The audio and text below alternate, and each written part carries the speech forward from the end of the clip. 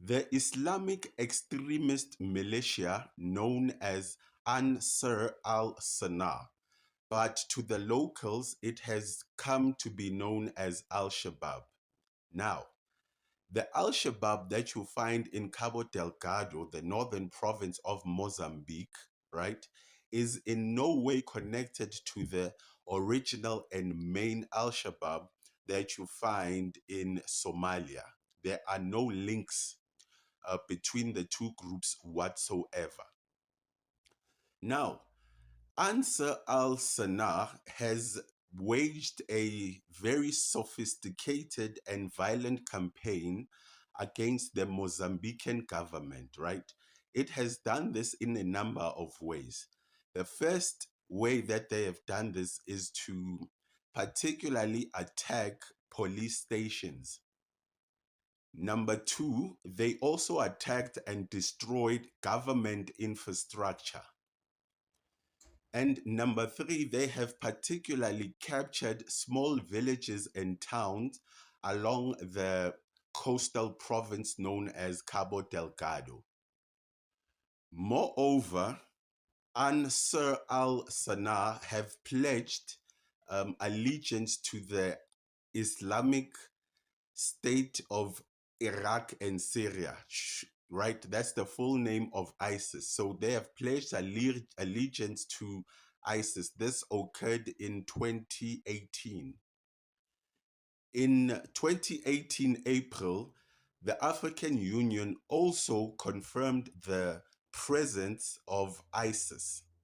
The first attack to be conducted by this Islamic extremist militia was in 2017 October when they attacked three police stations in a place that is known as Mosimboa de Prey. After the initial attack in October of 2017, Ansar al-Sana continued in its terrorizing of local communities. Now, in 2018, a number of things were committed and a number of atrocities were committed by this Islamic extremist group, right? That ranged from burning down villages, burning down houses, killing livestock, kidnapping people, um, holding people hostage, looting, right? Dismembering civilians to a point where they also decapitated some civilians. You can also include destroying of government property, right? And basically attacking the police. They went on a rampage in various villages and towns, particularly in northern Mozambique, right? To a point where they started attacking government forces, right? Which were basically the Mozambican army. Now, this rampage basically continued for the whole of 2018. Now, in 2019, what I've just mentioned just escalated, just increased. More people, more civilians were beheaded. There were more civilians which were dismembered. More government forces were attacked. More houses were burnt. More looting, right? More destruction of villages. And even more killings of livestock and more chaos basically had increased in Cabo Delgado. Now, by the time 2020 came, particularly on the 23rd of March of 2020, they had managed to capture the town known as Mosimboe de Prey, right? But here, when they were capturing the town, they didn't necessarily attack civilians, right? They gave them food, they gave them aid, right, as to create a relationship with the locals, right? But right the next day, they pulled out of that town. The Wagner Group is a private military company that is from Russia. This was one of the first militaries to be called by the Mozambican government in assisting them with the Islamic extremist insurgents, which was occurring in the northern parts of Mozambique. They got to Mozambique around late September 2019. They brought with them about 200 soldiers, being backed by a number of air support. So a number of helicopters was accompanying them. Also drones, they brought drones with them and a few gunships, right? So that they can be able to operate in the ocean. Now, within weeks of the Wagner Russian group getting to Mozambique, a number of them were killed. About 7 of the soldiers were killed. As a number of months went by, this number increased to about 12. So, in short, the Wagner group was defeated by the Islamic extremists in Mozambique. Now, there is a number of factors which brought about the defeat of the Russian Wagner group, right? Number one, it was the unfamiliarity with the local community, right?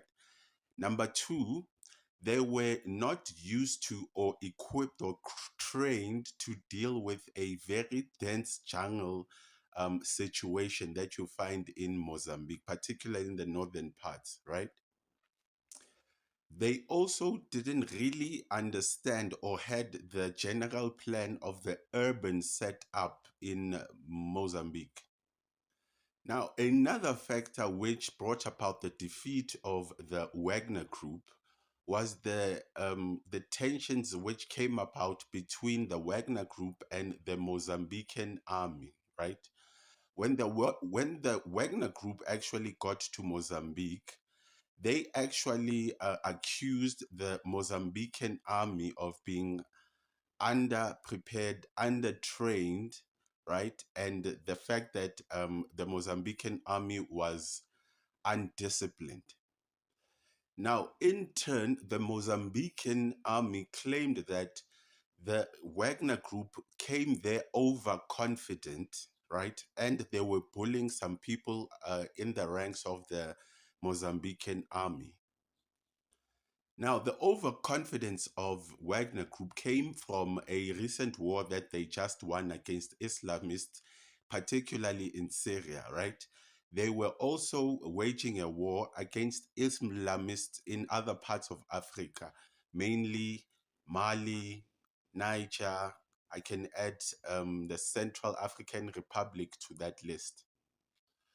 But by November, right, the Wagner group had been defeated and they opted to pull away from the conflict zone, right? They pulled away to a small town about 200 kilometers away from, let's say, at the edges of Cabo Delgado, the province.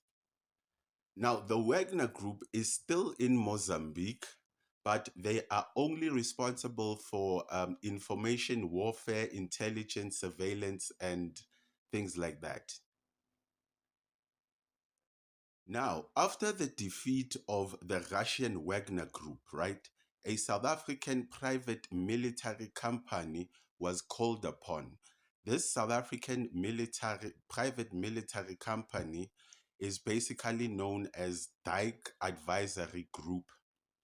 Now, the Dyke Advisory Group was already in Mozambique, but under the auspices of anti-poaching campaign, right? Protecting the rhinos and the elephants around that area. So they really understood the terrain as compared to the Russian Wagner Group. Now, when this Dyke group, right, Dyke advisory group came to Mozambique, particularly the northern parts of Mozambique, they had mostly helicopters and air support. They didn't have a lot of ground forces. They were there, but there were just a few men with expertise to deal with the situation. But mostly, They had helicopters and air support to basically fight against the Islamic insurgents. It is reported that the Dike Advisory Group were managed to hold back and stop the Islamic insurgents from basically proceeding onto Pemba, right? They were able to hold them off for about a year. Now, this DAG group, right, from South Africa, basically was able to work well with the Mozambican army, right?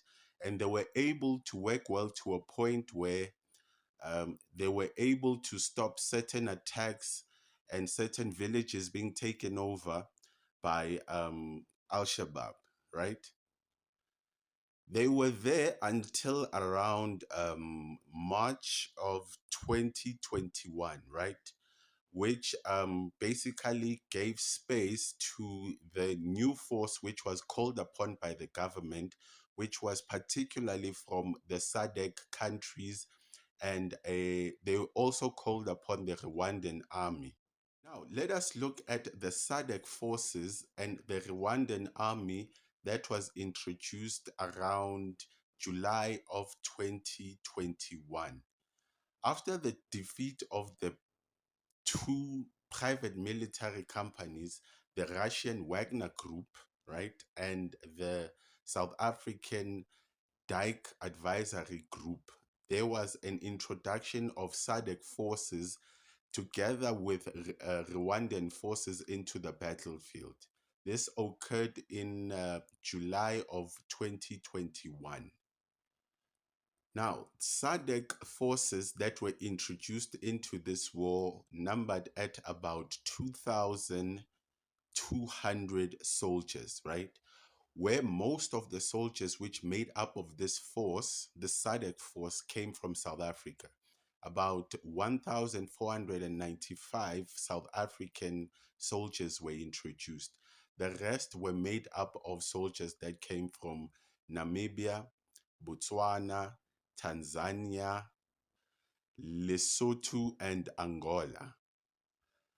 The Rwandan army was also requested by the Mozambican army for assistance, and they brought about 2,500 soldiers to fight the Islamic insurgents in northern Mozambique.